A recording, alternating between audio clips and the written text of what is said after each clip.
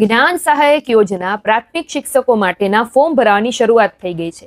તમે જ્ઞાન સહાયક યોજના પ્રાથમિક શિક્ષકોના ફોર્મ છે એ ઓનલાઈન જ ભરી શકશો. હવે આ ઓનલાઈન ફોર્મ ભરવાની ડેટ છે 11 જૂન 2026, એટલે કે આજથી જ શરૂ થઈ ગયા છે અને તમે એના ઓનલાઈન ફોર્મ છે એ 17 જૂન 2026 સુધી જે એની ઓફિશિયલ વેબસાઇટ છે એના ઉપર ભરી શકશો. હવે તમારે જો વેબસાઇટની લિંક જોતી હોય તો કમેન્ટમાં લિંક ટાઈપ કરજો, એટલે હું ડાયરેક્ટ તમને ફોર્મ ભરવાની જે વેબસાઇટ છે એની લિંક છે ડીએમ કરી દઈશ. હવે જે ઉમેદવાર છે ટેટ 1 કે ટેટ 2 પાસ છે એ લોકો આમાં ફોર્મ છે ભરી શકશે. તમે ટેટ 1 ને ટેટ 2 જે માધ્યમમાં પાસ કરેલી હોય, અંગ્રેજી માધ્યમ હોય કે ગુજરાતી માધ્યમ હોય, અને જે તમારો વિષય હોય એમાં જ તમે ફોર્મ ભરી શકશો. બરાબર. હવે બીજું તો કે પગાર ધોરણ તમારો રહેવાનો છે દર મહિને 21,000. અને પહેલા જ કહી દઉં કે આ જે જ્ઞાન સહાયક યોજના હોય છે કરાર આધારિત હોય છે, એટલે કે 11 માસનો કરાર કરવામાં આવશે. કાયમી શિક્ષક તરીકે તમે ના કહેવાઓ, કાયમી ના કહેવાય, ટૂંકમાં કરાર આધારિત હોય છે. એટલે કે દર મહિને તમારો પગાર ધોરણ 21,000 રહેશે. તમે 1 થી 5 માં શિક્ષક તરીકે ફરજ બજાવો કે 6 થી 8 માં, પગાર ધોરણ તમારો 21,000 જ રહેશે.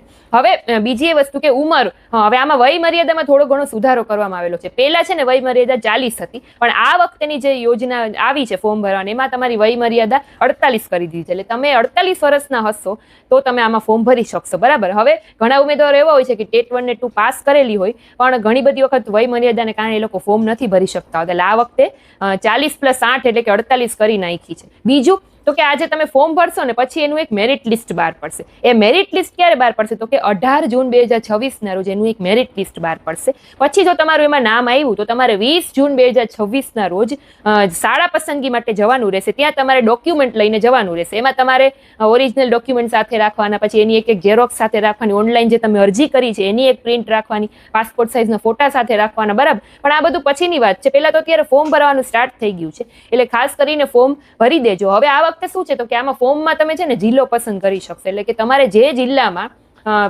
જ્ઞાન સહાયક શિક્ષક તરીકે નોકરી કરવી છે 11 માસ માટે, એમાં તમે જિલ્લો સિલેક્ટ કરી શકશો. પછી એ જિલ્લામાં જે સ્કૂલમાં શિક્ષકોની જરૂર હોય એ પ્રમાણે તમને એ શાળા છે દેશે.